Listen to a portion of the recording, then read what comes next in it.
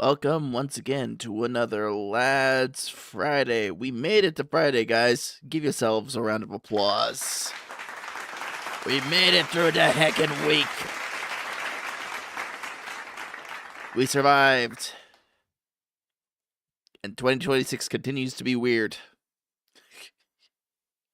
I swear this year has just gotten off to like weird and a scary start, and honestly, I just went off the ride, Grandpa. I just would like to, live in precedented times again. That would be nice, wouldn't it? You not have to worry about a bunch of stuff, or just not have to worry about the things going on in the world right now that just make it kind of.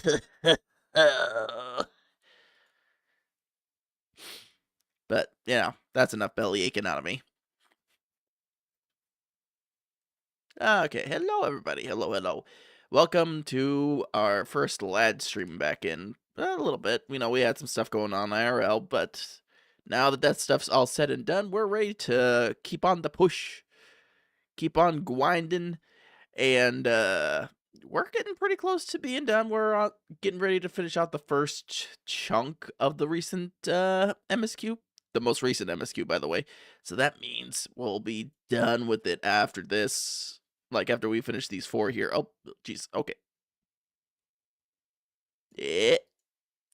Okay, now I got that fixed. But yeah, well, we're close to being done with this and having our Fridays back for community nights and all that fun stuff. And, I think for our first community night back, I do want to watch, like, a different movie than a Godzilla. I know, shocker. Not a Godzilla movie, but I kind of want to watch a Ghost Rider movie with the gang. Because I've been watching clips from, like, the first 2 Ghost Rider movies, and honestly, like, as much as, a letdown Spirit of Vengeance's story was, like, the gosh dang visuals and action was still so dang good in that movie. And also, like, if you're a big fan of Nicolas Cage being Nicolas Cage, then you'll definitely enjoy that one. So I'm thinking we're probably going to end up watching that on a community night. Also, the back and forth weather is making me get drainage again, and I don't like it. I don't like it. But, what can you do, right? This is what I get for living in the part of the world where the wind hurts my face.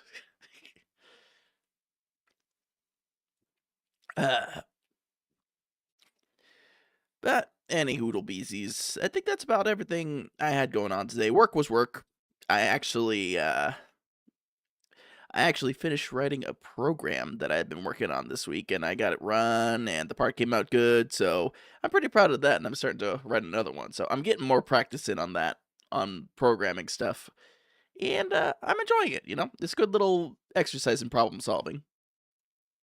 All right. I think that's mostly it. Oh, yeah. The other thing that we had tonight, if you guys had seen in the Discord, I I have an art done, and it's a little different than what I would usually get. And I'm contemplating, because I promised I would post it tonight, showing it on stream, because it's a little tasteful spicy. It might be a little bit, Puma. So I'm considering showing it on stream, but I will be posting it. So, I'm thinking about, like, when would be the opportune moment to drop it and surprise people, Because, if this does well and people like it a lot, we might get a few more. Because, really, getting this art piece was my way of saying thanks to the to the lads girlies for the push and getting me into the game, and also for, like, that whole thing we did last year with pushing me to 300, so. But also, just, you gotta cater to your female audience just a little bit if you're gonna be a male VTuber, just a little bit. Just a little heckin' bit. So, that'll get posted tonight. When? I'm not gonna tell you.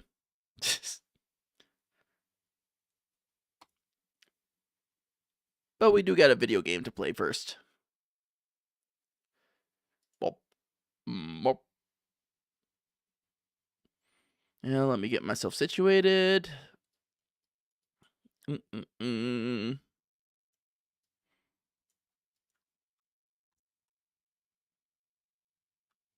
sure you guys can hear that.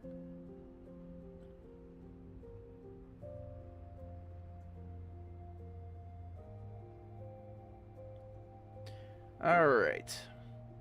So where were we last time? Where were we last time? We were at one-sided heist, and I kind of forget what was going on. Do you guys remember what was going on? I might need to fix that on the vertical layer thing. Hello. Yo.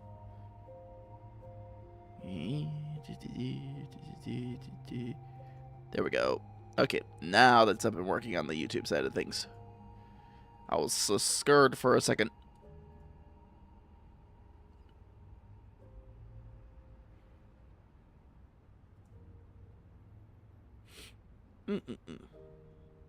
Okay, back into story.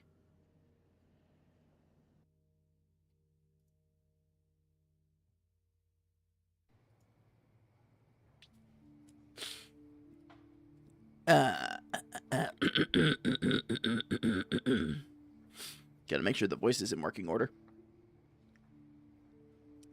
At midnight, a building located in a commercial area still has its upper floor lights on. How dare you? They're not gonna save on power. It's a normal occurrence. Oh, okay then. The well-dressed man finishes reading the documents in his hands. After confirming their accuracy, he feeds them into the paper shredder. In an age of paperless offices, he's one of the few who still prefers to work with physical documents. For certain intel exchanges, this tendency has become his signature style and calling card. The rough texture beneath his fingers gives him a greater sense of accomplishment. Text that's stored electronically makes him feel hollow. Cheap, inefficient intel is unworthy of the paper it could be printed on. Well, okay, fine, you know, have your voice dub be like all the way on the other side of the room. Goddamn. Maybe the nest should change its business strategy. Nightingales seem to be more suited for gathering intel compared to ants. I mean, this audio's kind of made for ants too, let's be real. As he waits for the shredder to go through the thick stack of documents, he brainstorms ideas of how to improve his business. A handmade business card turns in his hand, and light flows across the name, Randall. It's rather ordinary. There aren't many moles left in the N109 zone. Wasting them on Ever's scraps isn't worth it. I should save them for something worthwhile. Guys are in the true endgame. Randall's here. That vengeful merman doesn't need new lists for now either. What a shame. The Oak Elder behind Biosun Pharmaceuticals isn't easy to fool. This business, I need to carefully consider its next move. A flash of light appears outside the floor-to-ceiling windows and quickly fades. Randall pauses for a moment. Then he looks at the clock. The hour hand hasn't reached 12 yet. Even in fairy tales, he should be safe at this time. If the magic hasn't failed, then trouble is knocking on the door. Two figures appear on the observation deck outside. One of them pushes open the glass door and walks in without any hesitation. He speaks as if he's here to collect rent. Ah, heck, it's the landlord. Oh. Worse, it's Xavier. You have anything ever modifying my suppressor? Ooh, intel. Xavier, you know how to contact me. Is it really necessary to show up at my door in the middle of the night? Also, if you're going to show up at this hour, you should have used your evil to wrap yourself in light before letting the particles slowly disperse. It would have been more fairy tale-like. You know, at least Randall's got some whimsy. I don't read fairy tales. What a waste of evil. Oh, miss. You're here together. Have we met? I've seen you at the nest, or rather I saw you, but you didn't see me. I catch the business card he tosses my way and study it for a bit. I soon spot a small line of text under several cute mushroom illustrations. Oh, he likes mushrooms. Excuse me. The nest. Randall. So you were the one who designated me as prey for hunting day? You're giving me too much credit. My relationship with the nest is about as intimate as a pair of exes. Oh. Oh. That's a way to put it. Nothing is unusual about his expression. I'm about to drop the subject when I hear Xavier speak. The nest doesn't have an owner, but whoever serves as its face gets shifted around. It's his turn for now. That's confidential information. You say it like it's not a surprise. Oh. I think we just had an explosion outside. A light blade is pressed against Randall's chest. Xavier is already behind his office chair. Oh. I unhurriedly reload my hunter firearm, disengage the safety, and point the barrel at Randall. Since you're a data broker, you should recognize the bullets I loaded. They come with citations. This is unnecessary. I'm not being uncooperative. That's enough nonsense for today. The files. Jeez, even in the Otome game, I can't escape the files. That was a bad joke. I'm sorry.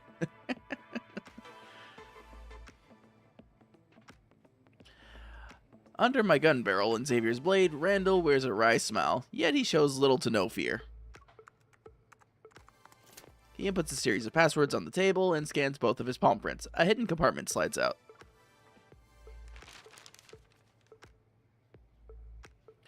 Xavier uses his sword to pick up one of the papers. He glances at it before quickly setting it down. That's it. This is all I can get. The Gaia Biotechnology Research Center isn't a haphazard operation. It's not the same institute as before.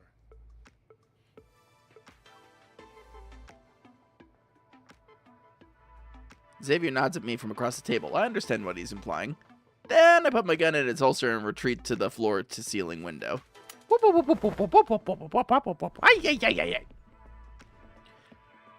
bright office lights grow dim at the same time when we're plunged into darkness. Xavier returns to my side. Before we teleport away, I faintly hear him bid Randall farewell. Your services aren't special in the slightest. That's harsh, don't you think? Ooh, he's gonna remember that for the rest of his life. Meow. I can send a message that confirms Isaiah's intel is accurate to Jeremiah. Maybe that'll help him trust Isaiah a little more. Oh, that's right. We were dealing with Isaiah and all that. Okay. Why don't you take the papers with you? Leaving them with Randall means he'll sell them as intel again. The buyers won't know I'm aware of what's in them. If they want to utilize that intel against me, then we can use it against them. You're quite the strategist, huh? I'm impressed. What was on it? Is there a way to remove the suppressor? Xavier touches his neck and slowly shakes his head. There wasn't much. It only had two things. Modifying the suppressor wasn't Ever's main purpose when they captured me. Gaia Biotech wanted my evil genes, but the suppressor made extraction impossible. Huh.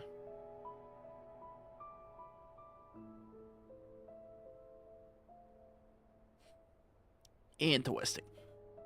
So they made a last-minute request to Soren. They asked him to modify the suppressor. The second part said that Soren's modification was successful. He strengthened the suppressor's restrictive effect. Oh, so you're like even further locked down. That bastard. Where exactly did your suppressor come from, and why was Soren able to modify it? The question has been weighing on my mind for so long. Now is an appropriate moment to ask it. I thought there was another extraordinary, complex, and troubling story behind the suppressor, but I never expected... My family made it for me. Oh, family heirloom. Your family? Yes. It was originally made to protect me.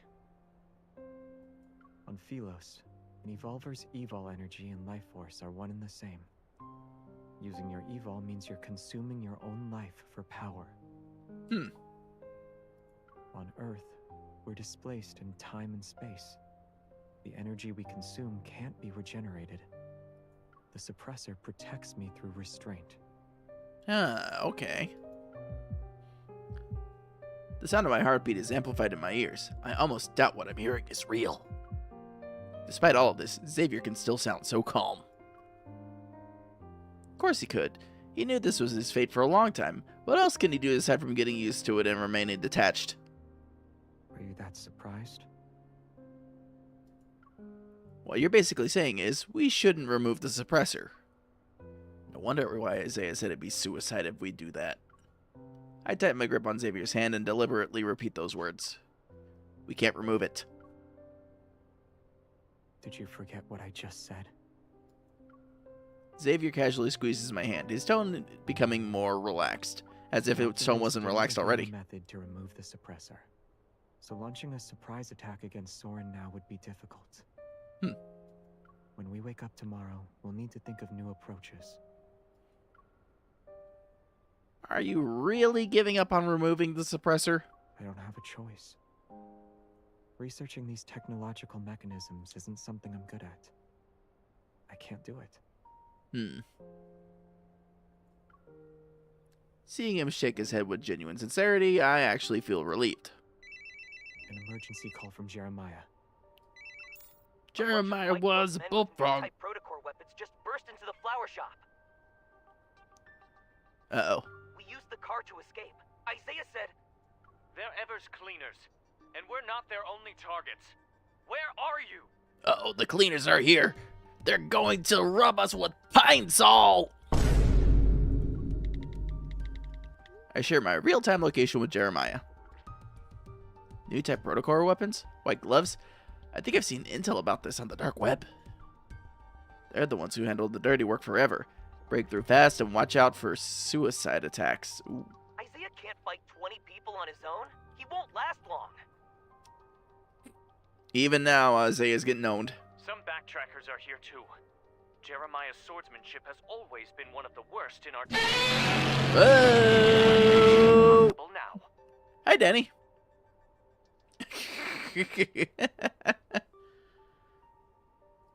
Got it. Focus on getting out of there.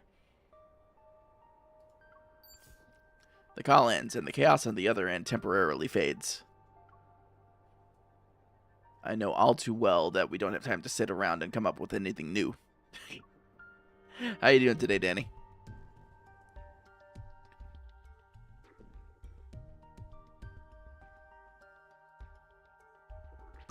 I didn't realize how many points I have. Yeah, they do kind of pile up if you're just hanging around and chilling.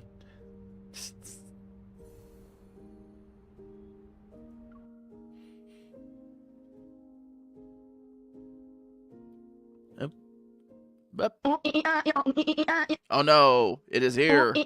I am distracted. What? E is spinning. Oh no. Woo. On an ordinary workday morning, people pass by the street corner, but they don't smell the familiar scent of flowers.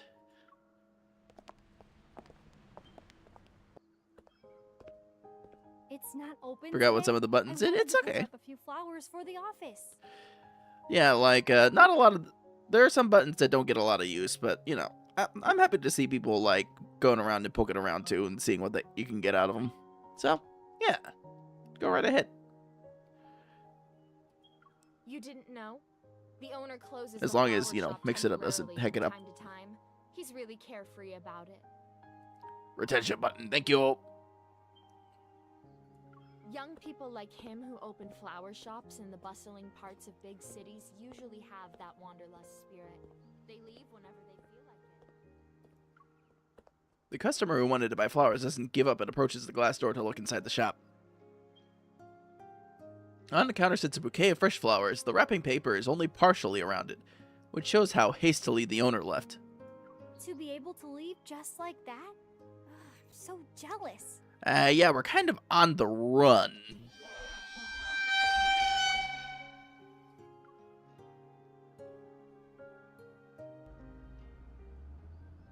We've been driving for so long that anyone who's been trying to keep up should have lost us by now. Should have, not guaranteed. We shook them off 15 minutes ago.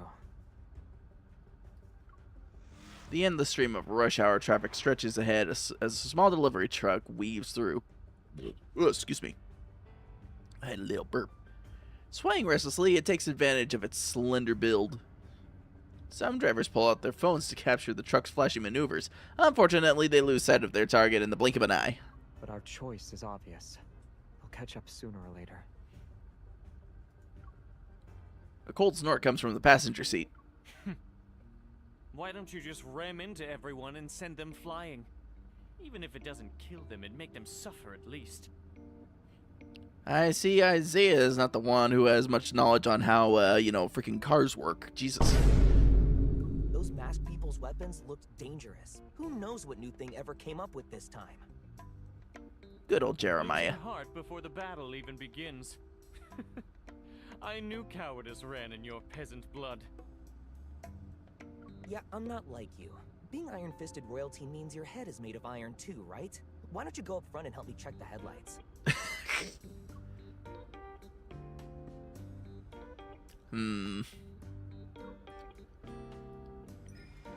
Before this battle can escalate further, I shrink back and retreat to Xavier's side. If circumstances hadn't forced our hand, there wouldn't be a place for you in my squadron. You'd be perfect as No Hunt Zone number 99's headmaster. You'll deal with those mutated wanderers with impure bloodlines and their biological dilemmas. Oh yeah, they're really going at it. Listening to the ongoing mockery from the front seats, I rub my ears and lower my voice. Are they really going to be okay like this? They worked well when they were running. This is how they relax. If they have time to argue, it means the situation isn't dire. You can use this as a chance to relax too. Okay, I'll go start an argument. When there's no threat nearby, they become each other's biggest threat. Yeah. Our team's dynamic has always been like this. Mature and spirited. Oh yeah, real mature. The back of the small truck has been modified to hold more medium and large-sized plants. Xavier and I pluck a banana leaf to sit on. We're nestled among the plant like two zen stowaways. Your suppressor just flashed. Well, you know what? We haven't touched man neck in a minute. Xavier tilts his chin, which makes it easier for me to touch the suppressor on his neck. It's normal for it to flash. You've seen it happen before. Doesn't that mean you're consuming your energy beyond the safety threshold, though? Not necessarily. It might just be malfunctioning. After all, the more advanced the tech, the more prone it is to wear and tear. It's been working tirelessly for many, many years. Stop trying to trick me with a straight face. I'm telling the truth. What? It's been in service longer than an average spaceship. Hang on. Time travel. We got a raid.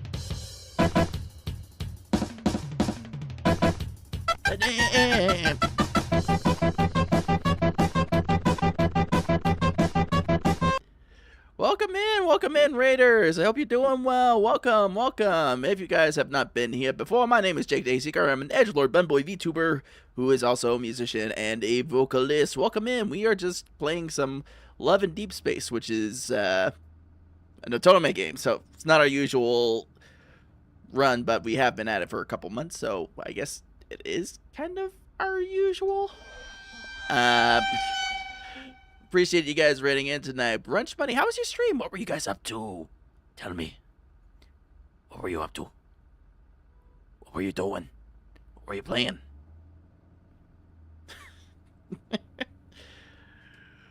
You crashed out on Overwatch? That's valid. That's valid. Well, Brunch, I appreciate you bringing your community over here to hang out with us. Yeah, this is like pretty much a visual novel game, so it's like really super chill hours. So if you guys are down for vibing with us on that, you're more than welcome to. If you have to raid and run for any reason, go stretch, get a snack, that kind of stuff, please feel free to do so. You don't have to stick around. Do you have to raid and run? Oh, well, thank you, Brunch. Once again, thanks for bringing your community down over here and having us join. And I'll keep an eye on them. I'll keep an eye on your guys over here. Guys, did we prepare snacks or not? I can't remember. I don't know if we got snacks. Might have to forage a little bit for the chicken nuggies. All right, but yeah, appreciate you guys coming by and hanging out tonight. And again, big ups to Brunch for rating in. All right, I think we can continue. Yeah. All right, let's see what Xavier's talking about. And it's been modified over the years. Malfunctions are normal. Sure. As long as I don't malfunction, it's fine. So, chat, that's what we call in the game foreshadowing. Which means at some point, Xavier will in fact malfunction.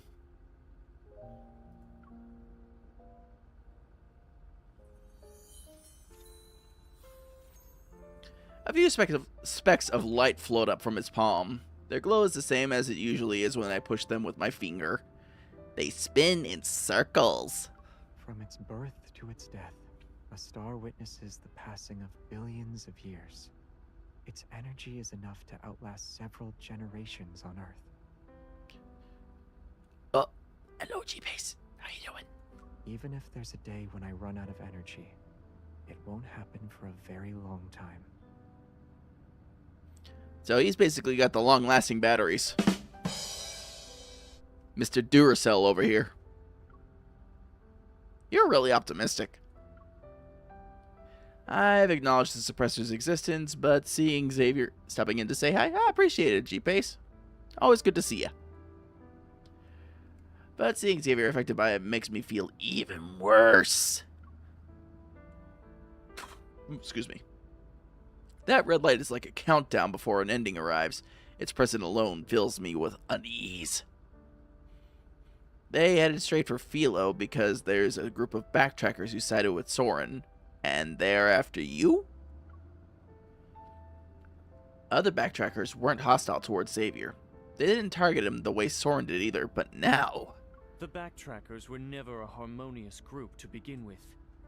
Who knows how many people are putting their pent-up resentment on his shoulders? Probably a If we view list. their actions as ones that are driven by emotion, then we'll be severely underestimating the backtrackers. Those willing to cooperate with Ever, and the ones who left at a later time, aren't fools. In this cramped space, Xavier adjusts his posture. He stretches out his left leg, his body swaying gently with the car. It's because they're intelligent that every decision they make is the optimal choice. And even if those decisions would tear the team apart and turn former comrades into bitter enemies? Tear the team apart. Turn former comrades into bitter enemies? The original backtrackers were formed under similar circumstances. Everyone who joined knew the title of backtracker didn't carry any honor on Philos. Ooh. It meant rebellion, resistance, and desperate madness. Our journey didn't set off with any blessings. No one would wait for our return on the other side of deep space. Xavier. Between choosing to be abandoned by everyone and being forced down a path of betrayal, the former takes a lot more courage. I frown. I understand Xavier's interpretation of the backtrackers, yet deep down, I don't want to accept it. After working together for so many years, they understood me, and I understood them. I understood the confusion, the disappointment that kept building up after each failed attempt. I also knew that even though the path ahead was shrouded in thick fog, Not one person actually gave up. Seeing Isaiah and Jeremiah's tacit acceptance, I can tell their understanding of their former teammates' alliance with Xavier's. But this analysis only makes my expectations about the situation feel heavier. So they chose Soren because the goal he wants to achieve gave them hope. As for what Soren's doing, it always seems like we're a step or even a half step behind. But the backtrackers on their side could have anticipated our actions. That's what it means to know your enemy. You don't have to think of them as being that frightening. Even though they're enemies now, I don't think they'd use underhanded tactics against us. You say that now. If conflict is unavoidable, it'll be a few straightforward battles. That's all. At the beginning, I said those people are insane one way or another. I pity how their lives turned out sometimes. Isaiah, you're one to talk. If you still have any delusions about them, I'll spend the rest of my life riding your tail as the King of Sorrow. Your infamy shall be spread from our solar system to Sagittarius. Every star in the galaxy will know your name. You know what would make lads better? If you gave them each a henshin belt. You know what? You are so right for that. The closest thing I think we got was the Space Empress set of cards. I think that was like the closest thing we got to that. And Silas, actually, he's like the closest thing we have to a common writer in that. Also, welcome in, Yellow Flash. Good to see you, bud. Alright, hang on. I gotta click things correctly. You write books? All promising members of the royal family do. That explains why you were writing poetry on the Backtracker ship. Xavier slips a cookie into my mouth as if by magic. He interrupts what I'm about to say before turning and speaking with authority. Since you love writing so much, don't speak anymore. In fact, you can start right now. Write down whatever you want to say. You don't even look at the things I write. I'll look when I have time. Why are you laughing? I can laugh whenever I want. What, are you gonna give me a story about the King of Laughter? I don't want to talk to someone as shameless as you. Isaiah had his fill of being made fun of. He crosses his arms and ignores everyone. Oh, the big baby is pouting. My gaze moves from the back of Isaiah's head to the back of Jeremiah's head. Then it settles on Xavier's profile. Why are you laughing? You're right. Listening to them bicker is relaxing. Xavier shakes his head with a hint of resignation and leans against the heavy flower pot. He's quiet for a moment, then he softly chuckles. By the way, where did that cookie come from? I picked it from a tree. Jeremiah prepared a tree as a gift for an important client. We're stealing some cookies, so don't let him catch us. Seeing him pull down the small gift box along with a couple of leaves, I swallow my cookie and move closer to the tree. Alright, so I'm just gonna go over here, steal some oatmeal raisin, you know, maybe some sugar cookies over here. Wait, is that peanut butter? Yeah, I gotta grab a couple of those, yeah. We're gonna need a bag at this point. Okay, okay, we're good. We're good. Xavier, you're wrong about one thing. If I were in your homeland, I would wait for your return. Ain't that sweet, guys? A tree that grows cookies? Apparently. Apparently that's a backtracker specialty.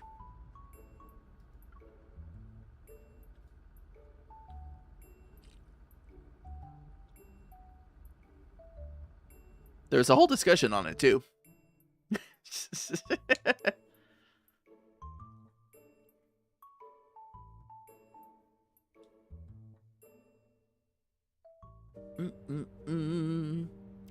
Ba-da-da-da-da-da-dum-da-dum.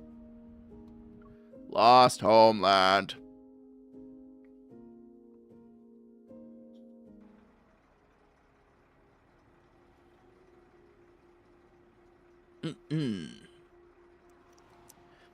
Following Jeremiah's plan, we speed along the suburban highway for a while before heading towards the aerial tunnel.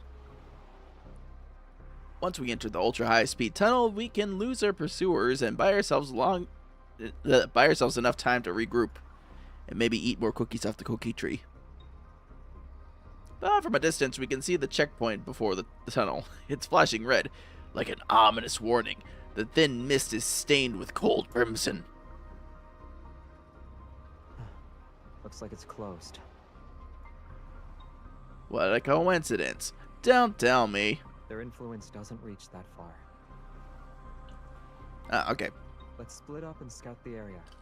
We'll meet up at the southwest corner of the rest stop in 10 minutes. Only 10? 5 minutes.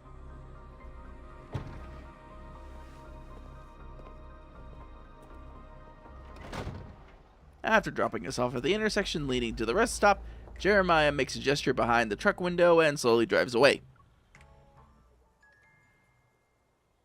His gesture was cool, but the little truck covered in battle scars. The sign that says Philo's Fresh Flower Delivery has been worn down to just a P. It's the P truck. How can its interior be intact when it's covered in holes?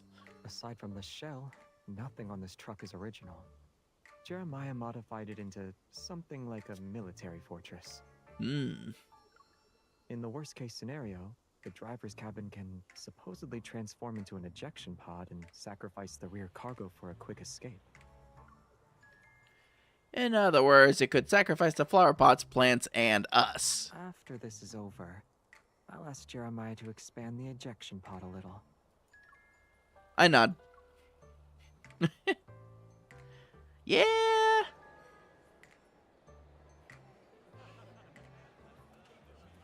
Hundreds of vehicles are parked at the rest stop. Most of them are armored trucks or heavy-duty trucks transporting valuable cargo. A circular holographic screen in the center is divided into several displays. The leftmost section shows the number of vehicles currently at the rest stop.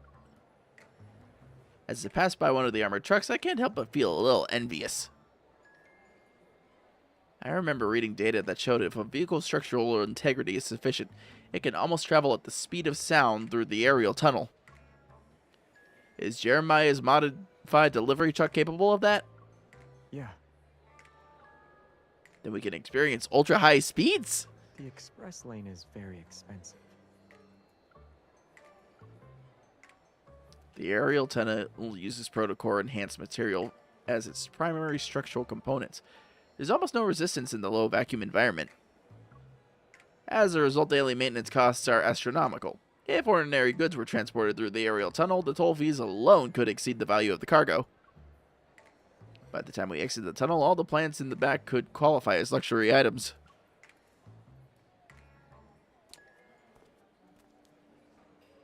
Tunnel instability is normal. It's been in operation for 2 or 3 years. When will it reopen? Who knows? If you can't wait, just use the regular highway. Oh no, it's not the highway to the danger zone. They said it involves stuff like abnormal magnetic fields and unusual energy fluctuations. They won't reopen the tunnel until the situation stabilizes. Long-distance transport is so exhausting. You might as well rest like me and find a massage pod to lie down in.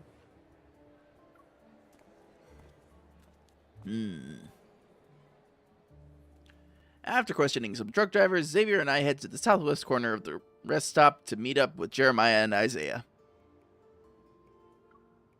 The explanation given by the staff is consistent with the information we obtained. There's no telling when the tunnel will reopen. Did they give a reason for why it's closed? Abnormal magnetic fields, energy fluctuations, and other factors are causing instability inside the tunnel. Basically, it's Borkin. That's just a catch-all excuse. So what's the plan? Will we keep waiting or take a different route?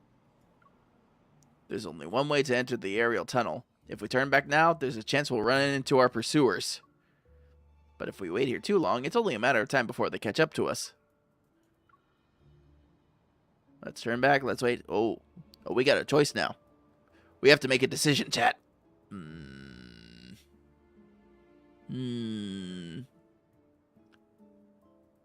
Think we gotta pick eeny, meeny, miny, mo.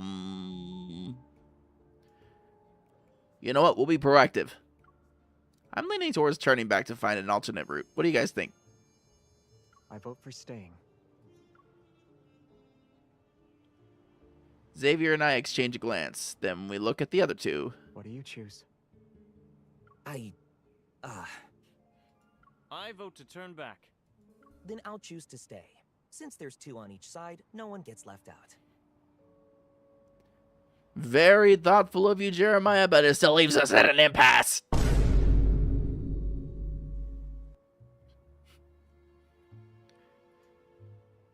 Lord. Oh, I know. Why don't we choose to stay, but Isaiah can feel free to go?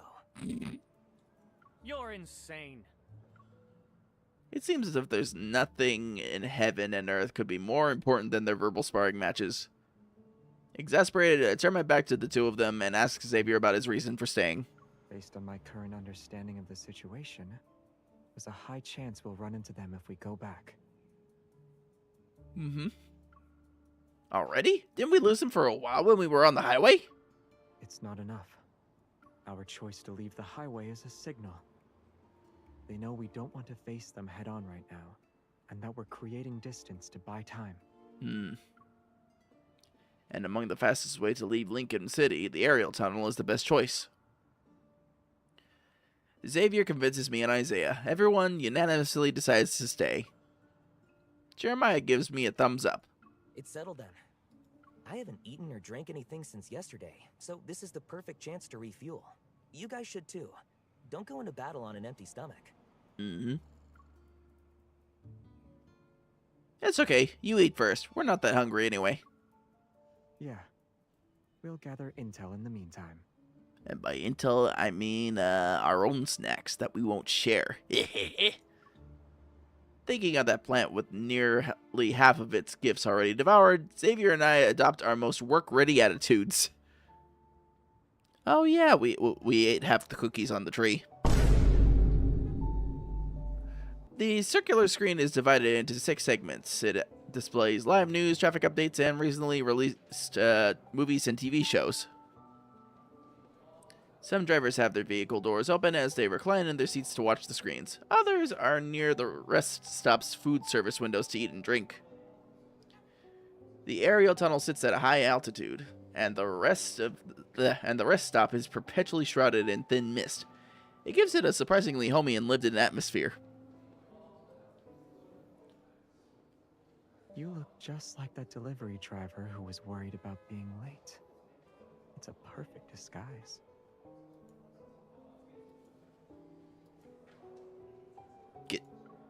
Who? Me?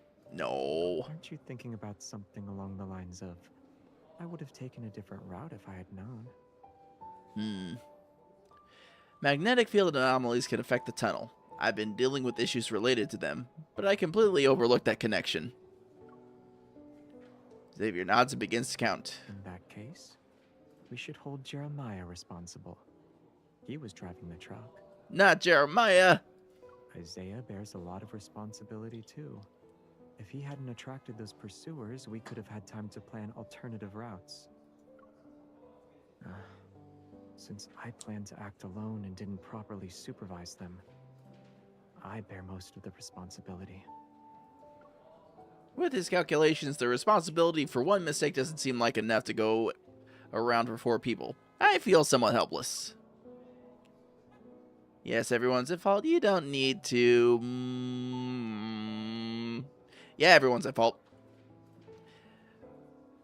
Yes, everyone's at fault. My punishment is listening to Isaiah's stories, and yours is working for Jeremiah. Have Isaiah work for Jeremiah instead.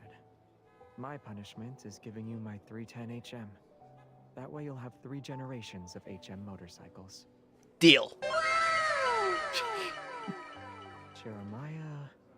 his punishment is listening to Isaiah's stories. You wouldn't understand them anyway. Then what do I do? You'll be responsible for giving me rides to and from work when I don't have a motorcycle? Is this how you led your team? I'm starting to figure out the actual reason for why the backtrackers split up. Xavier nonchalantly turns away to admire the distant, foggy scenery. I know Xavier's right. In a battle where allies fight side by side, wanting to take on all the responsibility is disrespectful to your fellow teammates. You could try not throwing your other teammates under the bus next time you want to comfort someone. I'm worried that Jeremiah will be so sick of us that he'll turn us into fertilizer one day. You don't like what I said? I do.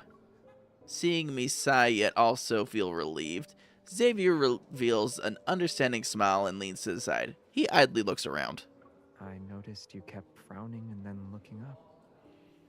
What caught your attention? You know, that's just life in general at this point. The weather forecast. It said anomalies elsewhere were under control, but in Lincoln, they are only getting worse. The weather anomalies and the unusual magnetic fields should be connected to what Soren is doing. Why Lincoln City, though? Is it because Ever has more resources here? I thought this kind of thing would be carried out in places with fewer people. It wouldn't be exposed so quick. If his goal is to find a way to save Velos through a magnetic field overlap, then it can only happen in Lincoln. The deep space tunnel affects Lincoln City the most. Various operations involving magnetic fluctuations will be easier to implement. And this is where Traceback 2 descended. For him and some backtrackers, it's also where they fell. Oh. To make a comeback, then Lincoln City will be their new starting point. Gotcha. Okay, there's significance to it. I see. Talking about lost homelands doesn't seem appropriate here. Too bad I don't have the chance to ask other backtrackers how they've been doing on Earth. Do they like Earth? Have they gotten used to life here? Do they consider Earth a second home? I guess most of them would say no. Otherwise, there would be these recurring conflicts. Jeremiah and Isaiah return with the food they've scrounged up. Surprisingly, they start watching the TV drama that is playing continuously in the corner of the screen. They're still showing this? Don't tell me they've already made it to 10 seasons. They're heading for 15. A workplace idol drama about protocol refining? Why did they make it look like magic? Brainless people watch brainless shows. Hey man, why are you making fun of people's novellas? On the screen, the protagonist is researching methods for turning Earth's natural energy sources, such as ore and coal, into... why did I say coil? Oil and coal into protocores. That's too ridiculous. Do you think the protoists made this made this to mess with the purists? Maybe. If Earth's energy sources and protocore energy sources, whose material structures are completely different, could be converted into each other, then both sides wouldn't need to argue anymore. I'm not so sure about that. We are quickly shocked by the show's over-the-top melodrama. We can't give you any more attention to our scientific discussion. I want to file a complaint. This is mental pollution. Yeah, that's how I feel sometimes watching TV shows. Forget it, there's still plenty of people who love watching this. If you don't like it, just look away. Quiet. Xavier suddenly stands up. With a grumpy expression, he looks towards the rest stop entrance. Oh, he grumpy.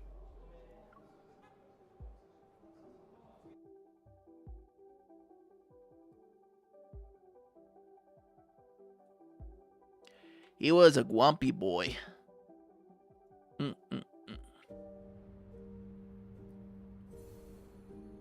String End Warp. We're getting close to ending this chapter, guys. We're getting very close.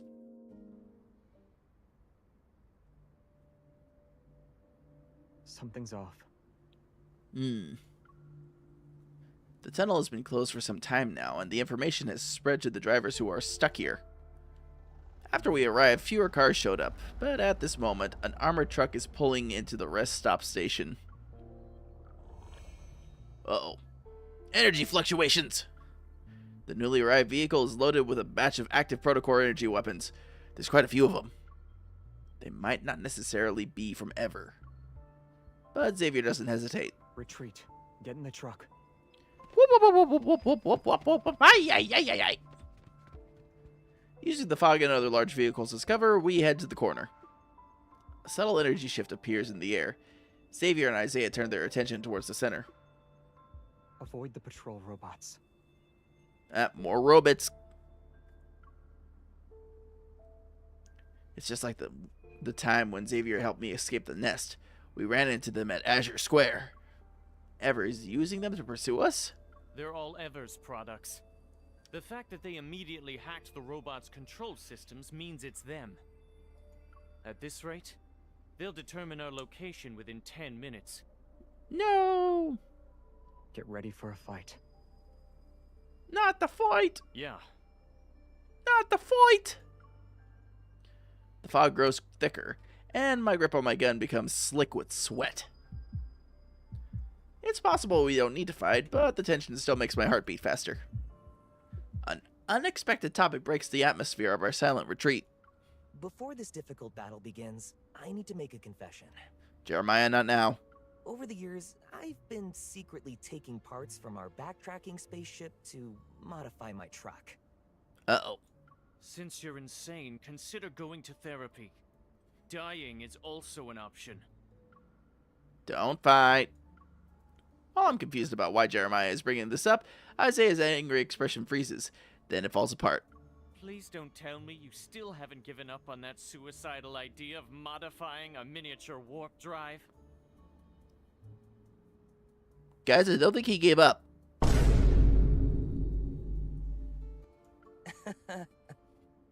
Oh, he definitely didn't give up. A miniature warp drive? Can that be built on a truck? Shocked, I look at Xavier. Even his serious expression shows traces of cracking. Jeremiah becomes the calmest person in the room, his face revealing hints of amusement. Anyway, we only have two options right now. Either we charge out and fight, or we try out my truck's immature string and warp drive that I poured my heart and soul into modifying. What's the success rate?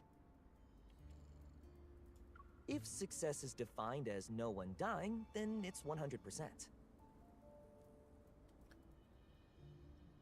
Well, you know, that's comforting. The worst case scenario is that we won't know where we'll end up. Has your recklessness grown with age? Has your courage declined with age? Oh.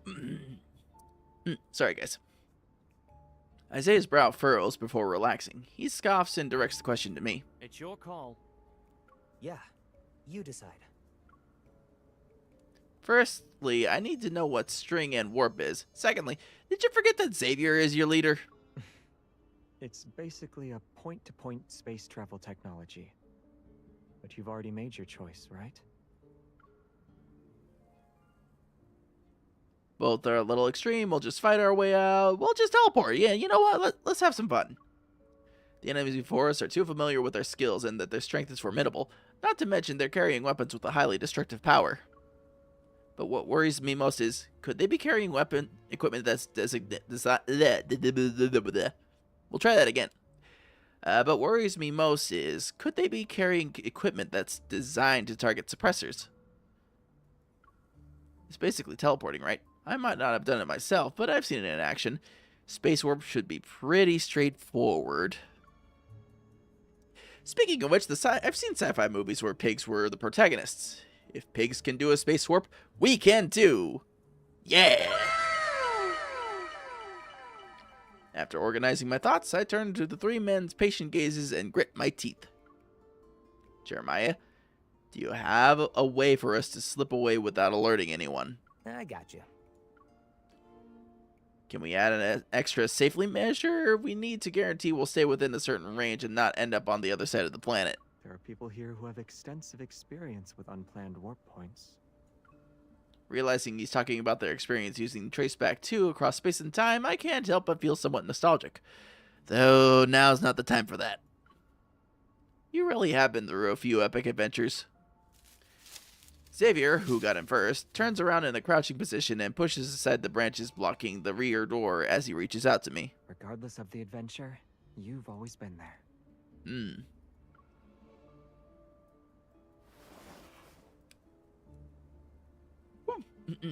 Before I can think about what he means, he pulls me into the vehicle.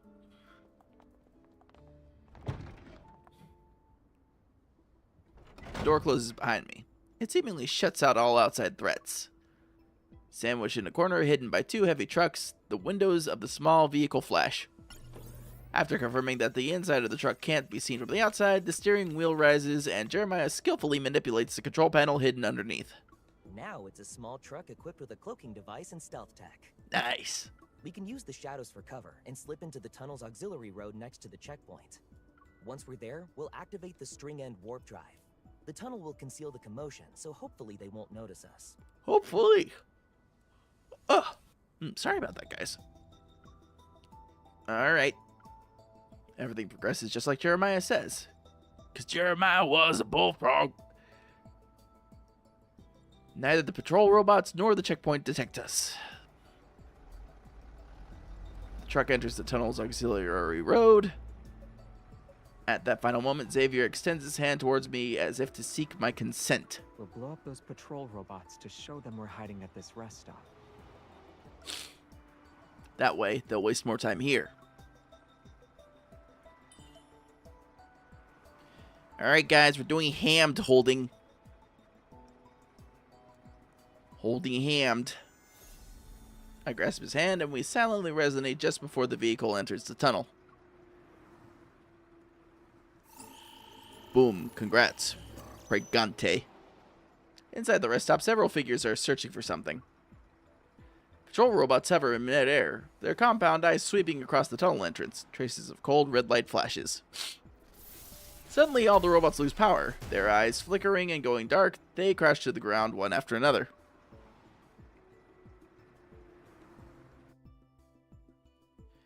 Yeah. Alright, I think we got an ad break coming up here pretty soon, and I think right now it's just going to be like the fights. Yep, it's fight time. So we'll keep this rolling. And if we hit ads while we're in the middle of this, then yeah, we'll just keep rolling until you guys get back. Once again, the emulator is being slower than molasses. But hey guys, look, twaggin'.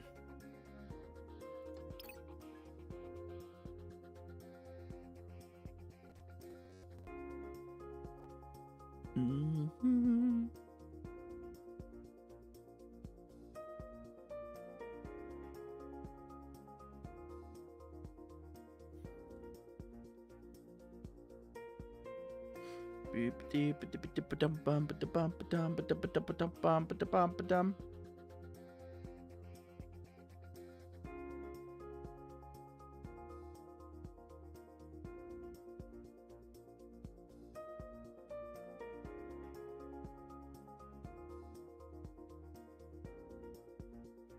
When is he doing what?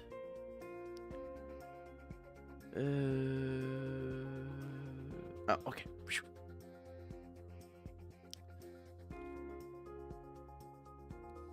Sorry, I was reading something that for an event I got coming up, and I was like, wait, is that this weekend or later? And it turns out it's later, so I don't have to sweat as much. Whew. Entertaining as it is, it's still not enough. Doomsday? Descends. Alright, game, you really being laggy.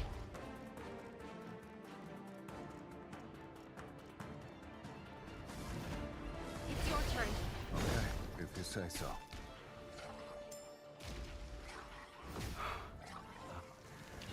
Now There's the ad break warning. I want to see. Guys, if you haven't been here before, we usually take about 3 minutes per hour for our ads. That way we don't gotta run pre-rolls. And, you know, have as much game time or chat time as much as we want. So when that ad break kicks in, we will go on the BRB screen and, you know, just take that chance to get up, get a snack, get a drink of water, all that fun stuff. And we will be back shortly. I'm probably just going to finish these next two fights while we're in BRB. That way we can get straight back to the story. So Just fair warning to you guys.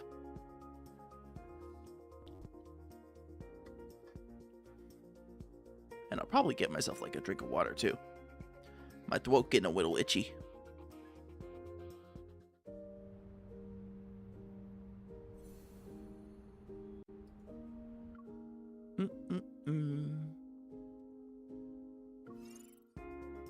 Deep rain. Oh, now you're speeding up. Okay. Sure. Now you want to work.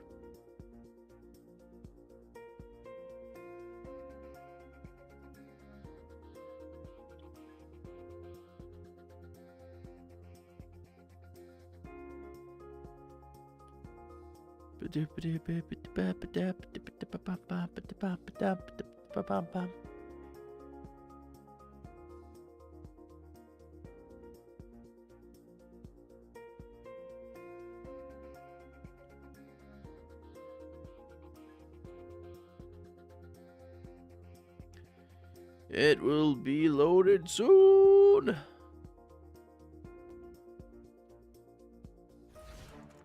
Up, there we go. All right, we'll be right back, guys. As it is,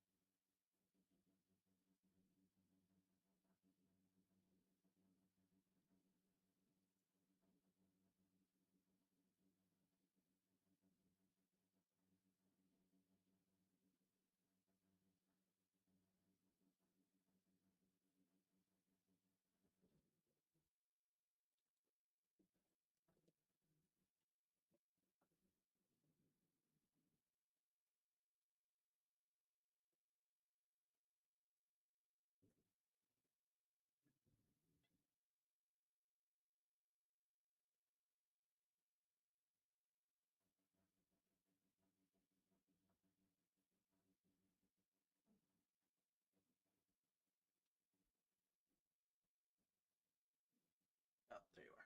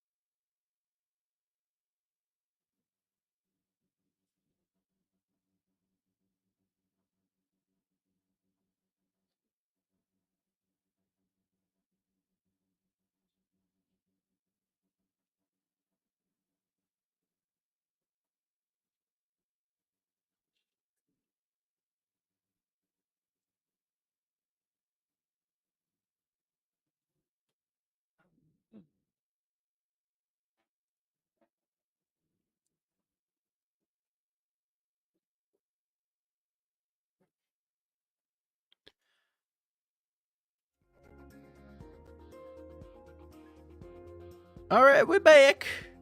We back again. And my phone is going crazy with notifications. Holy crap.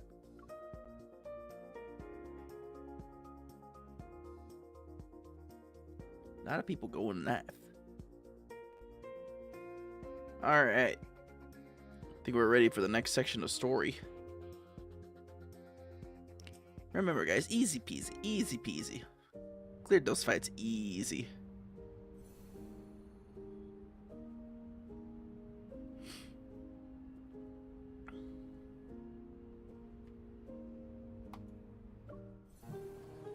Let's see, so this puts us... Where does this put us? These puts us right about... Okay, so we're here, which means just 2 more sections to go, and we will be done with the MSQ. Holy cow. Holy cow, we're almost done. I can feel it. I can feel it in my bones. I do appreciate everybody's like being ultra cool and chill and patient just hanging out with me as I go through this. Y'all are the best. You know that?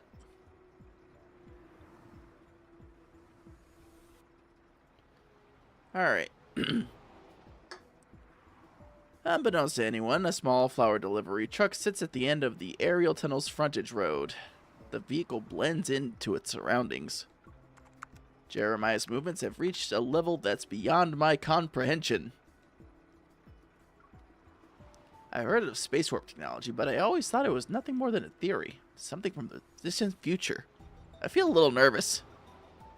But that anxiety quickly recedes like a tide when I hear a poorly stifled yawn.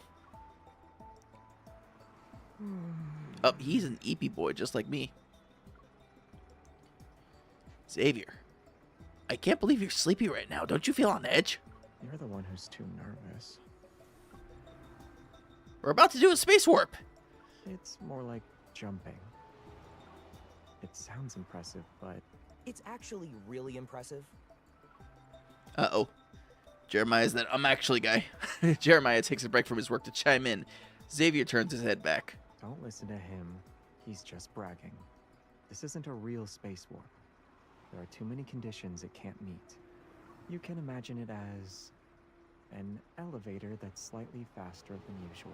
An elevator that's slightly faster than usual. Oh, isn't that a catapult?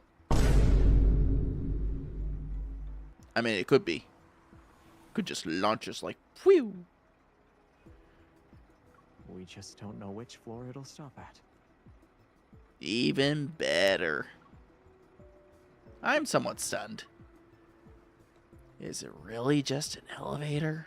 Range safety measures are in place, and the emergency brakes are functional. Everything's ready. What about you guys? The windows, rearview mirror decorations, sturdy leaves, and delicate flower petals begin to vibrate at the same rate. Jeremiah's hand pauses in midair, his gaze sweeping over each of us. Although he appears slightly tense, he's not too anxious. In the silence, he presses his lips together and activates the vehicle's warp drive. To boldly go where no man has gone before. A loud hum bursts forth from within me, and it almost instantly blurs my consciousness. Blah, blah, blah. All my senses are in turmoil. My body and soul are thrown into chaos. At the moment, a hand gently, quickly grasps mine. My trembling heart settles and allows my consciousness to flow freely.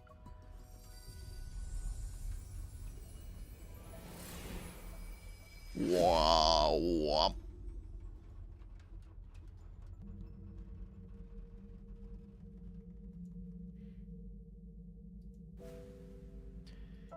Invisible forces draw upon pure energy born from nothingness. They twist time and space. They accumulate and condense. Invisible forces. Oh, right. A giant star's death builds the framework for this energy. A collision in a binary star system strengthens its form. A wave of meteorite bombardment covers it with an outer shell. Finally, a faint fluctuation from cosmic strings sends it into orbit. After being incubated for hundreds of millions of years, it takes on the appearance of a young planet. This section of the game read to you by Shadow the Hedgehog.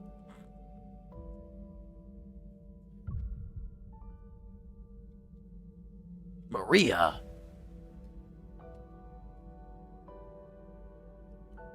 Oh look, a rock is floating to us.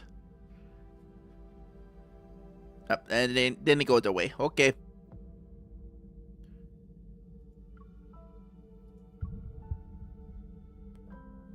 Hmm. Uh. Uh.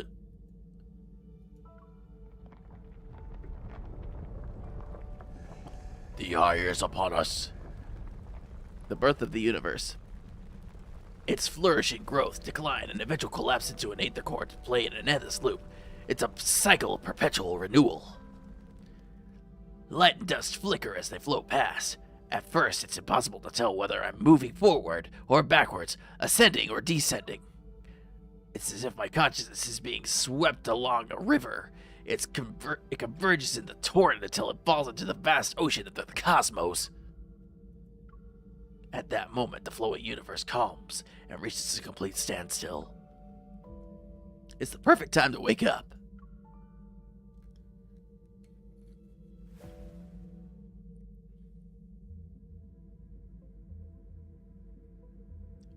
Could the universe stop staring back at me? I'm feeling a little bit anxious and self-conscious.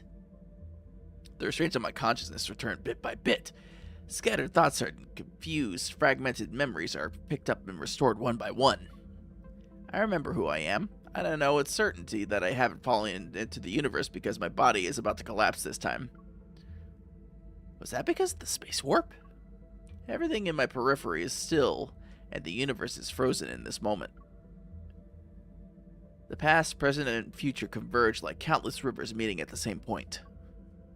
Time loses its meaning, and everything throughout eternity unfolds within my consciousness.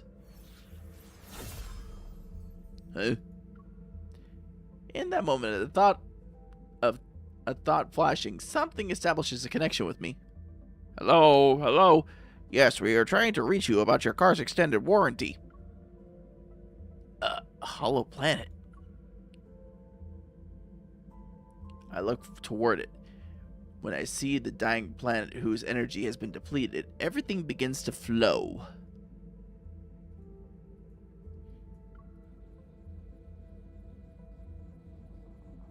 Massive artificial satellites sweep across nearby orbits. At the same time, a bright speck of light rises from the planet. Without any hesitation, it plunges into the torrent of space-time. It looks familiar to me.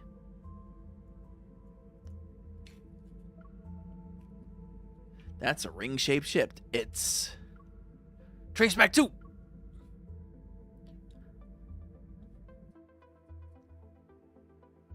Interesting.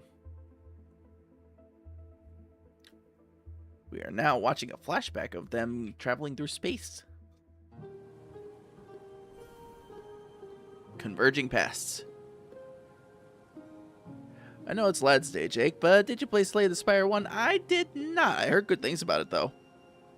And I hear that Slay the Spire 2 is kind of kicking the ass of a certain big release right now.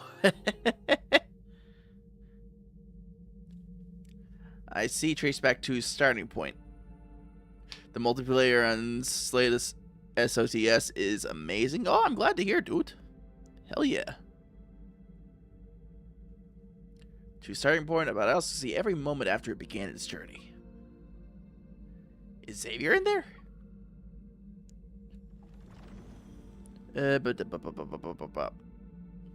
Hang on. I'm going back to this star to look at it, so I can make sure I put it on my wish list.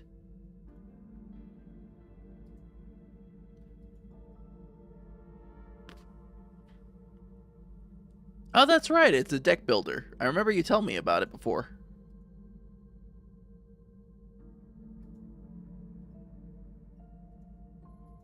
Gonna build that deck.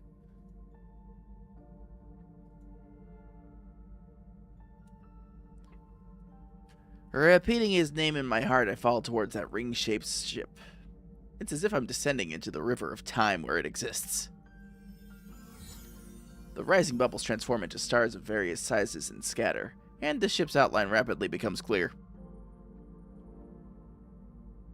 The scars on the battleship hull that I had seen aren't there yet. The compartments that were broken in my memory are now bustling with life. This is what they looked like during their mission. The small spaceship's portholes frame several scenes of varying activity. On the cluttered workbench are equipment of various sizes, some familiar and some not. They sit in piles. I've seen traces of them at Jeremiah's place. Two sisters who look alike are polishing their comrades' badges, the gleaming metal sparkling brilliantly in their hands. 5 or 6 people wearing the same uniform gather in the center. They're animatedly discussing something while looking at several holographic star charts with overlapping galaxies. In the distance, regularly blinking panels and instruments display run smoothly, their faint light occasionally illuminating a distant figure. Their uniforms. I feel like I wore one myself. I watch the backtrackers from another space-time as if they're a part of a vivid, lifelike silent film. Most of them are people I never met before, so why do I feel a sense of familiarity? The crowd among the holographic charts is suddenly agitated. I suppress my quickened heartbeat and move closer to the porthole. I can make out certain faces among them. Jeremiah. In the center are 2 figures. One of them seems to be Jeremiah. Why does he look like he just got into a fight? After some effort, I finally recognize the person across from him, the one covering most of his face. He fought with Isaiah. Is that famous run boy Vtuber Jake Dayseeker? I don't know about famous. I don't know about all that. But how you doing, Tito?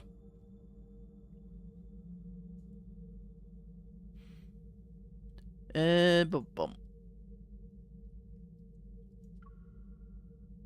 What about Xavier? What about Xavier? I don't see him anywhere. As if in an omniscient dream, my consciousness guides me as I float along the exterior of Traceback 2. Good, been working on your Space Marines? Nice. Hope that was good. Hope you had a good time with that. In the farthest window, I finally see a familiar figure.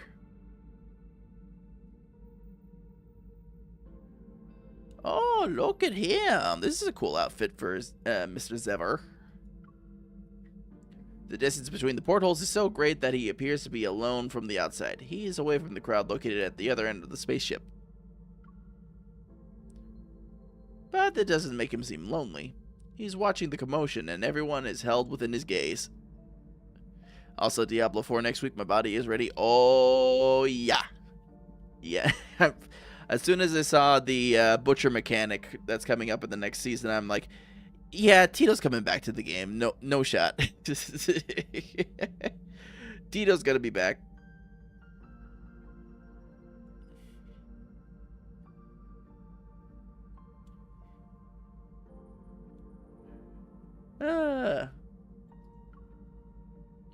And the Doomslayer cosmetic. I know, all our wallets are in danger. It's just, your wallet is in danger now.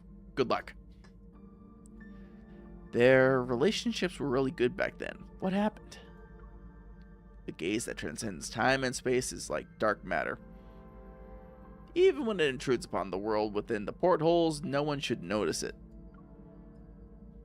But that figure wearing light-colored clothing suddenly gets up and walks towards the window. Xavier! My racing heart is seemingly blown. Hey, Sevy! Ding against my eardrums as he moved. Game, what are you doing?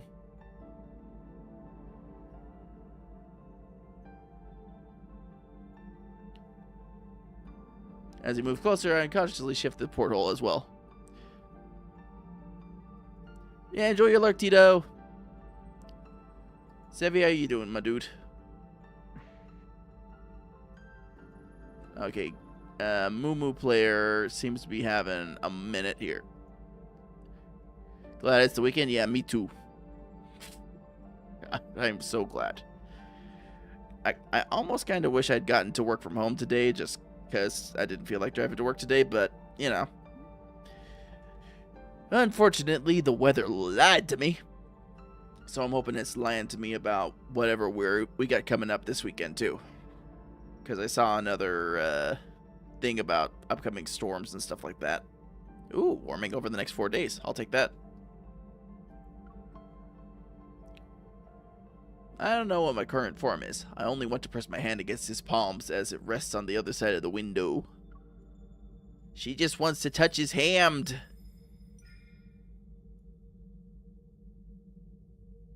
In that moment, those eyes that have already seen everything look out. His peaceful gaze is endless. I don't know if my figure is reflecting in his eyes, or maybe countless stars in deep space cover his vision. Space shakes violently. My consciousness grows hazy, and I only feel myself being pulled backwards. I fall onto something soft. This is a seat? A vehicle compartment! She's back from the hallucination, guys! Yeah, we'll see. Yeah, we'll see. The spacecraft overlaps with the Philo delivery truck that's filled with flowers. My palm touches a window. It's not a porthole. It's the window of a truck. Everything instantly becomes real. Has the cosmic consciousness convergence ended? Say that 3 times fast. As if confirming my thoughts, the compartment keeps shaking. My consciousness withdraws from the emptiness of space at an increasingly fast pace. I can't talk tonight. I can't help but feel a surge of urgency. I look towards my periphery. I want to see what lies at the end of the current where Traceback 2 is located. I didn't think I'd see a destroyed planet there. It's Earth! A certain voice rings out in my consciousness. That is Traceback 2's destination. And it's what will become of the current Lincoln in the near future. Oh, so we're just headed straight for the Doom timeline. Damn. Straight for the Doom timeline. No takes backsies. In the backtracking torrent, the Earth's core flows with light once again. It continuously swallows the energy that had escaped. The tectonic plates that had already disintegrated are being pulled in towards the opposite direction. The planet's condition is being reversed.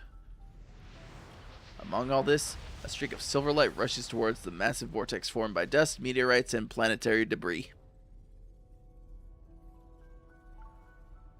At last, it's buried deep within the reformed planet. How could this have happened?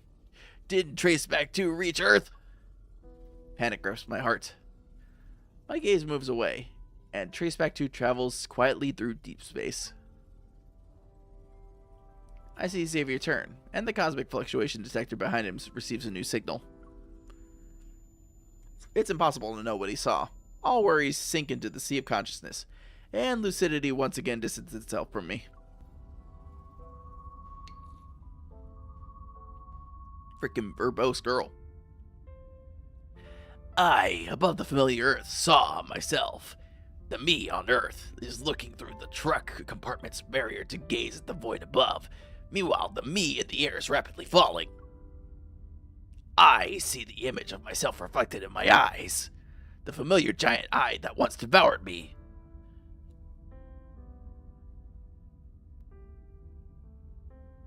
Once the observer's vision leaves the cosmos, the changes don't stop. The space-time current that Traceback 2 is traveling on, along with the countless other currents whose origins can't be seen, has arrived at the same turning point. This is a turning point outside the natural order, thus their direction is changed. A predetermined future shatters. As narrated by Solid Snake, I was going for Shadow the Hedgehog, but it didn't work the same. The air twists, a rift appears, and it spits out a small truck. A barrier opens just in time, and it catches the vehicle a half a second before it lands, which prevents everything and everyone from being smashed into pieces. Great. It was a safe landing. Whoa. Our spaceship? The place we landed is at. The place we landed at is none other than the depths of the no-hunt zone number 42. We're next to Traceback 2. The hazy sounds of amazement intensify my dizziness. I blink, and the first thing I feel is the hand I'm gripping for some reason. Hand holding. Xavier tightly held both my hands this whole time. Can you hear me? Do you feel dizzy or nauseous? I think I'm feeling just a little bit of both. Xavier. Yeah, it's me. When what I'm leaning against changes from a truck door into something warmer and softer. Then the door opens and the scent of the forest rushes in. For 1 whole minute, I'm reacquainted with myself and let Xavier come back into focus. It feels like a lifetime ago. Still slightly overlapping with those images, he approaches me. Warm fingers gently brush against the area near my eyes. The evening breeze stirs. The slight coolness on my moistened face is exposed. Xavier looks surprised. The other two figures, who are more blurry, stop in front of the truck. They don't approach. I blame you for this. Your driving skills are just as terrible as your swordsmanship. Well, The faint sound of conversations are far away, but Xavier is very quiet. The quieter it gets, the more disoriented I feel. Unsure of what to do next, I move my fingers and subconsciously loosen my grip. But nothing happens. The hand I'm holding onto is unwilling to cooperate. He has no way of knowing that I somehow missed making eye contact with him across the cosmos. But he's holding me tightly. My heart, deafened by overwhelming chaos, can finally hear the call of consciousness again. I shudder and hold him back with a firm grip. Before the space warp happened, your evil was out of control. Do you remember? A little. The ether core's energy must have surged. You weren't in the best shape. If I hadn't held on to you... Oh, she could have literally girly popped.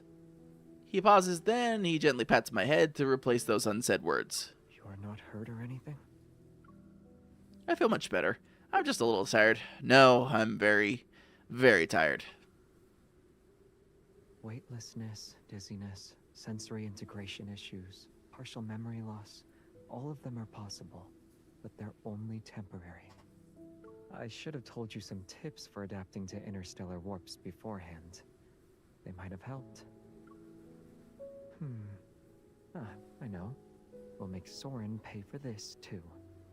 Add another one to the Soren list. I agree. In the end, I'm so exhausted that I lose the ability to think.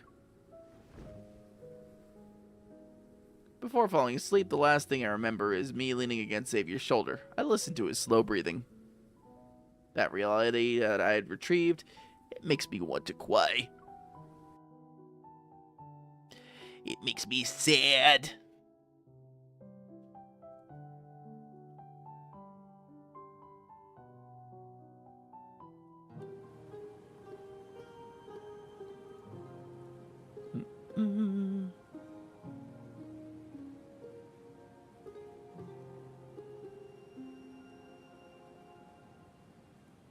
Come on, Game Moo. Moo player is just having a time tonight.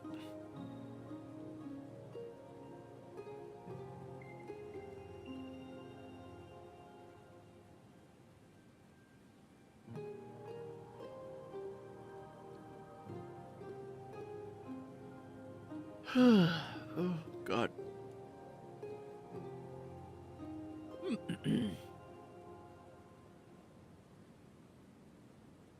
I'm just waiting. Waiting.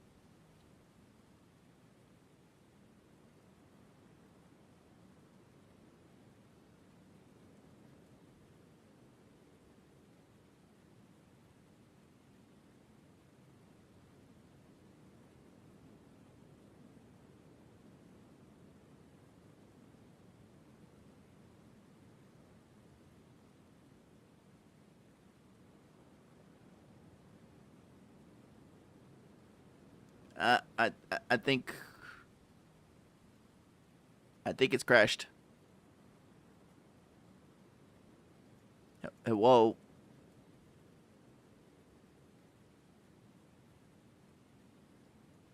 Game.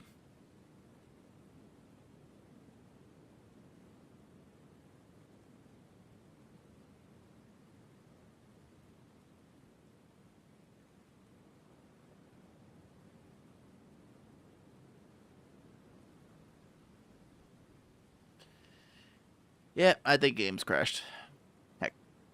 Okay. Hang on.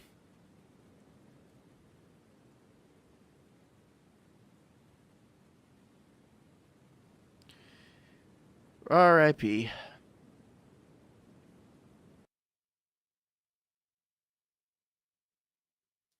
Yeah, I think Moo Moo Players just had it for the night. We'll see. I'll see about trying to get it back up. I don't know, man. I'm also like halfway to falling asleep myself. To be quite honest. Maybe that's Moo Moo Players' way of telling me, like, hey, Jake, dude, you've been up since 3. It might be time for you to get some sleep.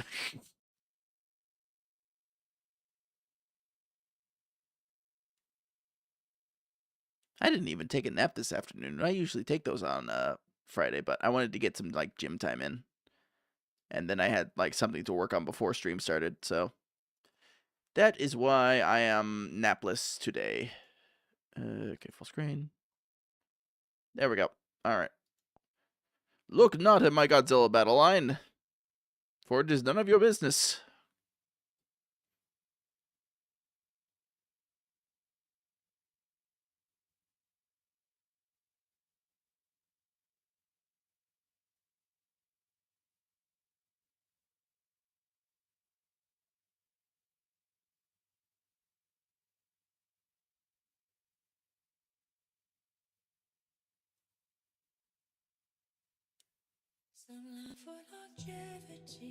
Alright, come on, Moo Moo. We can do this. We can do this.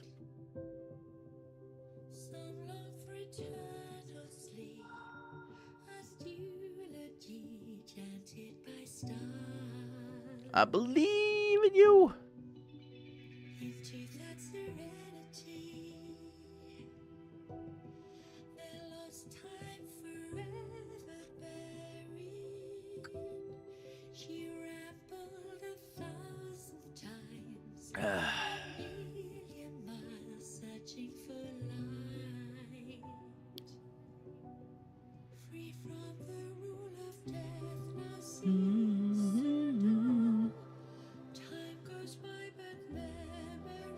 Yes, praise Godzilla.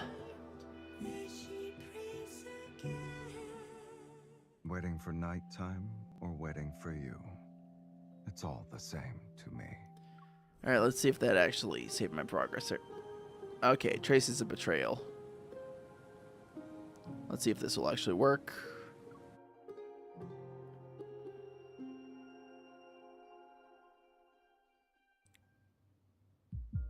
Oh, okay. Let's finish it up with this one. Just because Moo Moo Player's having a time tonight.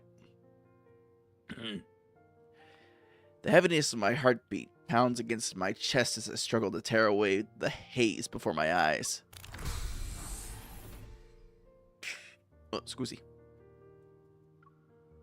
Seemingly enlarged, Xavier's face sways in my vision. I want to reach out and touch him, but I can only uncurl my fingers. We want to give him the little head peps. Aw.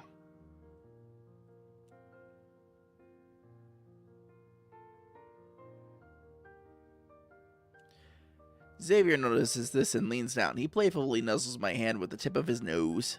Did you sleep well? How are you feeling? He's so close. Even simple words have the power to make me happy. Xavier isn't separated by the torrential space-time beyond my reach. How long was I out? Less than 6 hours. The recovery chamber's data says your evil has stabilized. Once your fatigue fades, you should be okay. He supports my shoulders and helps me sit up. The people trying to intercept us are probably still investigating the tunnel. The commotion we created should be enough to delay them for a while. Jeremiah is fixing his truck. He says he wants to shorten the miniature warp distance so it can be used for flower delivery across city blocks. Forward thinking, Jeremiah. So there's no need to worry. You can focus on resting until dawn.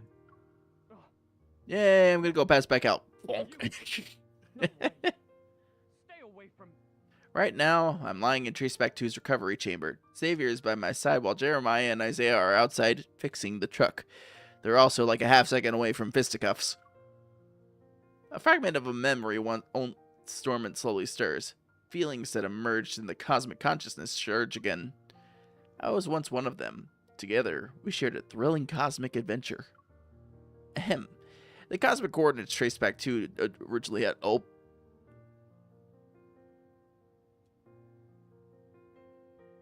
Meld freaked out for a hot second there.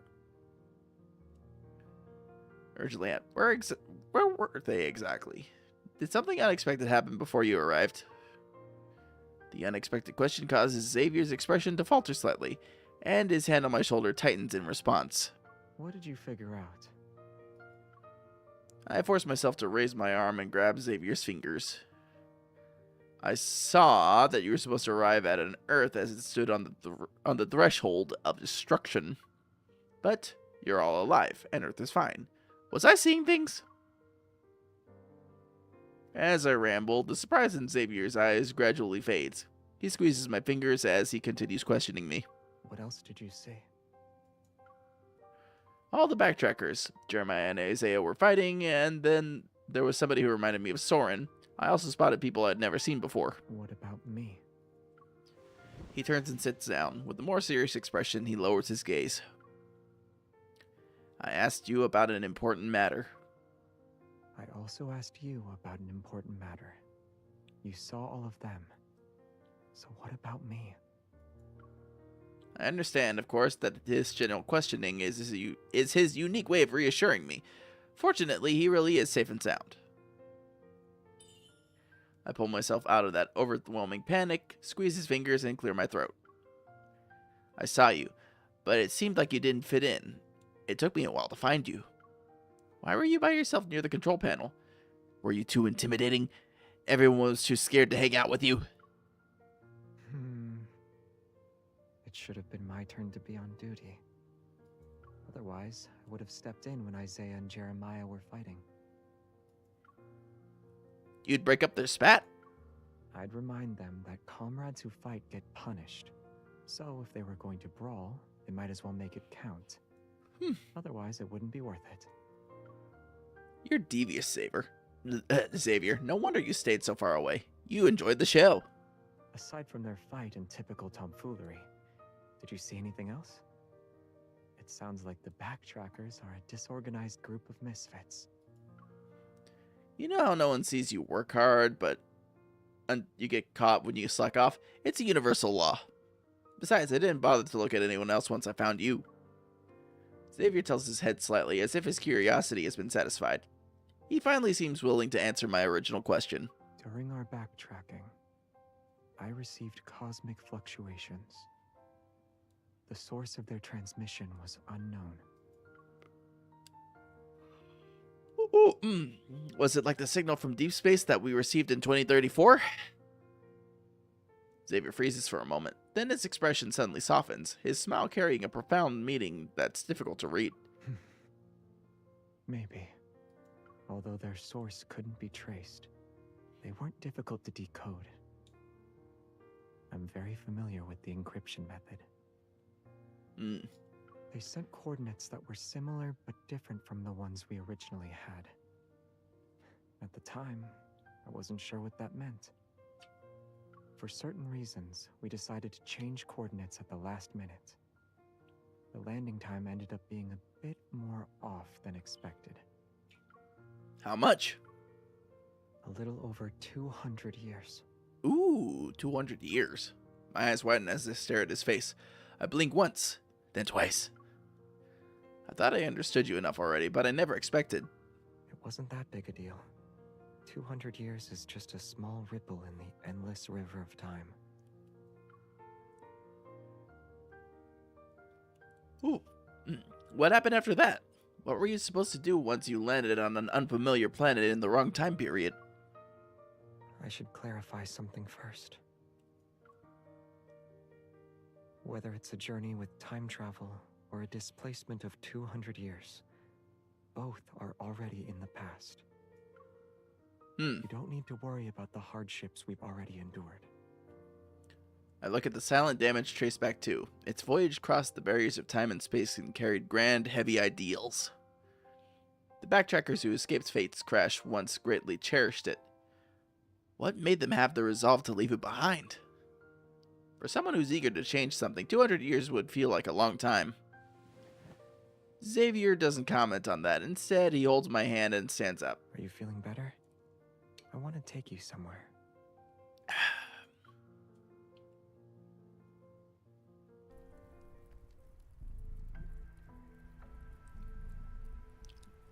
Hang on. Scroll time. The deep, inky darkness is diluted, even though the horizon hasn't broken free from the merged silhouettes of distant mountains and dense forests. At least the night isn't as dark anymore. Xavier brings me to the back of the spaceship. Scars cover the hull, and tangled, exposed cables hang in like sinew. He pushes the vines aside and opens the small hatch door hidden underneath. There's an internal network composed of chips. This is Traceback 2's energy transmission system module. What you're seeing makes up roughly 3/1000ths of the entire system. If there isn't enough energy to power it, the spaceship will lose propulsion. Over those 200 years, repairing the spaceship became everyone's primary concern when we realized that achieving our goal would require careful, long-term planning. He takes my hand and places it on the delicate panel. Use your Evo to sense it. Ooh. Resonate. The transmission system suddenly turns on. It rapidly consumes my energy, but the process of converting kinetic energy as well as the transmission isn't smooth. It's like a pipeline with too many breaks. The loss during the transmission is very high. Is it because of the damage? It's the opposite. His large hand covers mine, and the calluses from wielding a sword brush against my skin. Excuse me. They carry the solemnity of two people drawing a blade together. Xavier lowers his gaze and silently releases his evol. I immediately follow suit. Following his guidance, I detect traces that I couldn't find before. I sense several classes of evol, but the residual energy is already very faint. These are... It's the power of other backtrackers. This part of the transmission system has the least amount of damage. At the time, we decided to prioritize repairing it. What you're seeing is the result of that. Huh. A warmth flows into my heart along with his explanation. I gently touch the transmission system with newfound reverence and try to expand my detection range. It works. Now that it's several square meters wide, the evols I can sense become more numerous. Some are intense, others are gentle. Each seemingly has a different personality, just like their owners. 033034 in Section G is almost fully repaired. The next phase, if we continue to supply our all that awaits us is failure. Can we try again, please? Hey, leaving too? This doesn't involve just one person. The spaceship, it affects everyone. Your orders, I won't accept.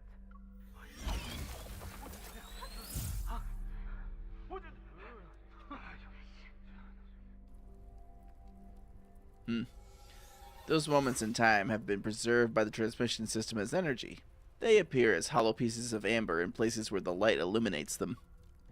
The backtrackers once gathered here to repair the massive Traceback 2, and it was this place where they left traces of them parting ways. They fought one day.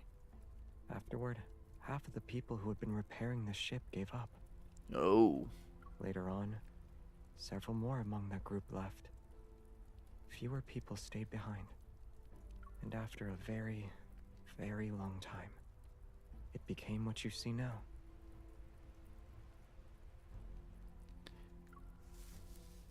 Fragments of light drift like dust from the vines he brushes aside. As the night winds rises, they scatter and land on the grass. Faint light pours down from behind us. Our shadows are cast on the damaged surface of Traceback 2. They bring an energy fluctuation. Sensing something, I turn around and look toward the east. The morning sunlight rips open a line along the distant horizon, and the towering structure in that area casts long shadows. Once our eyes adjust to the light, we realize it's a magnificent giant sword standing upright. It's as if it cleaved heaven and earth. Hey, wait a minute. Isn't that giant sword supposed to be in WoW? The holy sword of the goddess.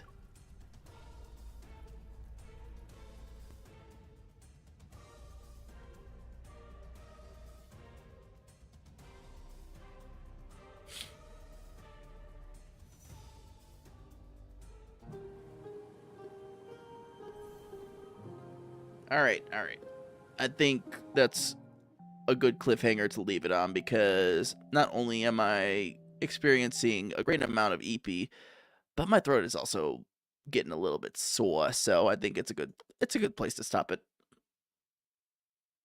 Do appreciate. Oh, okay. I was like, music, did you break too? All right. Appreciate you guys hanging out tonight. Yep. I will get some rest, get some eep. I will catch up with you guys tomorrow.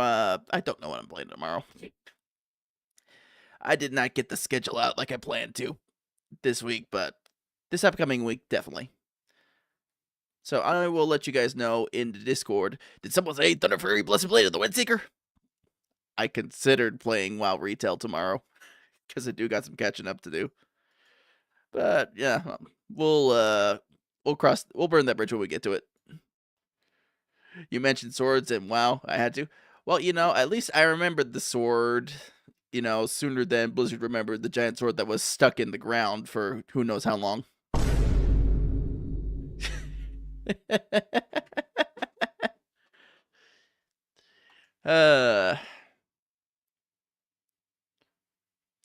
We'll never run out of jokes for Blizzard. I'll tell you that much. All right, and let's see, who do we want to raid into tonight? Who do we want to throw ourselves at? Wait, you know what?